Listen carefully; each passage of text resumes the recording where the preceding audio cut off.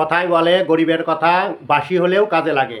দেখুন, আমি বলেছিলাম দিদির অপরাজিতা বিল, আমার আগের ভিডিওর লিংক ডিসক্রিপশনে আছে, গিয়ে দেখে নেবেন ওখানে আমি কি বলেছিলাম। और एसिड अटैक की सुनवाई 30 दिनों में पूरी करने का प्रावधान रखा गया है। তো সত্যি করেই কি দেশে আরো আইনের দরকার আছে? যখন ধনঞ্জয়ের ফাঁসি হয়েছিল তখন এই একই আইন দেশে ছিল, কিন্তু তাও ধনঞ্জয়ের ফাঁসি হয়েছিল রেপ কেসে। তো সত্যি করেই দেশের লোকের আরো নতুন আইনের দরকার আছে কি? দিদি এই বিলটা পাশ করানোর সাথে সাথে বলছে এর আগে কেউ এই আইন পাশ করায়নি, তো এই বলে মোদিজির পদত্যাগের জন্য দাবি করছেন। তো দিদি, আমিও আপনাকে বলছি, বিল পাশ করিয়েছেন খুব ভালো কথা, আর যে আইন এনেছেন এটাও খুব ভালো কথা। তো এর সাথে আর একটা আইনও পাশ করিয়ে নিন এই বিলের সাথেই। এই আইনটাও এখনো কেউ পাশ করায়নি, যেটা আমি বলছি। এই বিলে আপনি মেনশন করাবেন যে যে এলাকাতেই অন্যায় হবে, রেপ, মার্ডার, নাবালিকার অত্যাচার, এমন কিছু ঘটনা ঘটবে, সেই এলাকার যে প্রমাণ মেটানোর কোনো এমন কাজ করা হয়, তাহলে সেই এলাকার যে পুলিশ ইন্সপেক্টর থাকবে তাকে সাসপেন্ড করা হবে অনির্দিষ্টকালের জন্য, যতদিন সে প্রমাণ বার না করতে পারবে। কারণ দিদি, আপনার পুলিশের উপর কোনো ভরসা নেই না, আপনার উপর ভরসা আছে। প্রমাণ যদি লাস্ট পর্যন্ত জোগাড় না করতে পারে, তার চাকরি থেকে পুরোপুরি হাটিয়ে দেওয়া হবে। এই পয়েন্টটা প্রথম যে অপশনটাই এটা মেনশন করান, তারপরে এই বিল পাস করাতে আসবেন।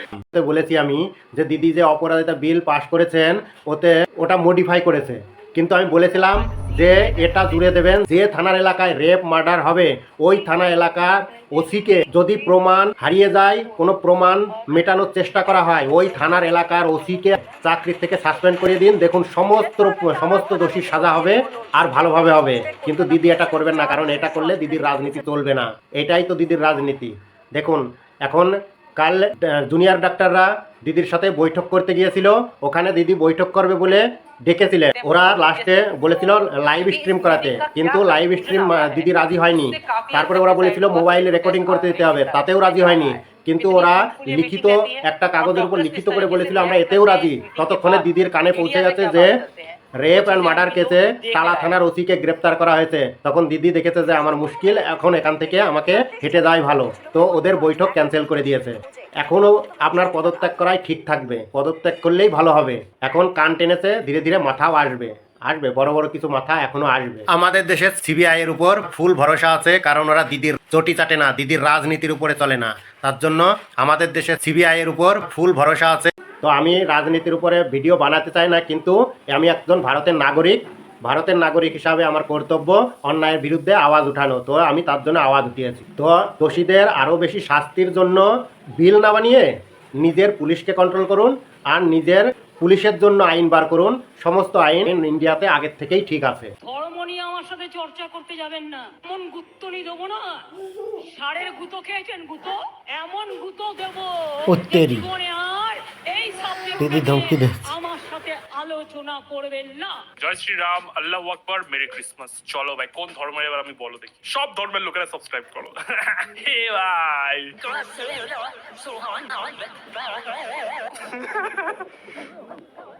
যখন এই জেলে ঢুকলো বলছে বলেছিলাম বাড়াবাড়ি করিস না, বেশি লোভ করিস না। দেখলি কি হলো, সেই আমাদের কাছেই আসতো।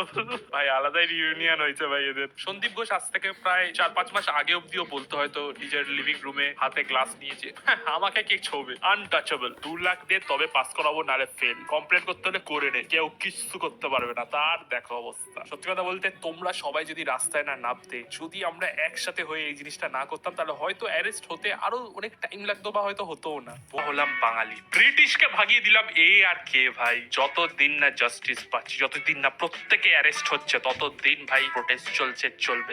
এর আগের দিন জুনিয়র ডাক্তারদের কাছে এসে দিদি বলেছিল যদি কেউ দোষী হয়ে থাকে তাদের শাস্তি হবে না। যদি কেউ মানে কি, তার মানে কোনোদিন দিদি প্রমাণ করতেই দেবে না। দিদি পরে বলবে যে আমি বলেছিলাম দোষী পেলেই সাজা দেওয়া হবে, দোষী তো কাউকে পাইনি আমি, এমনই বলবেন উনি। পাল্টি তো খুব মারে। তো দিদি, আপনার কথাই তো ভরসা নেই।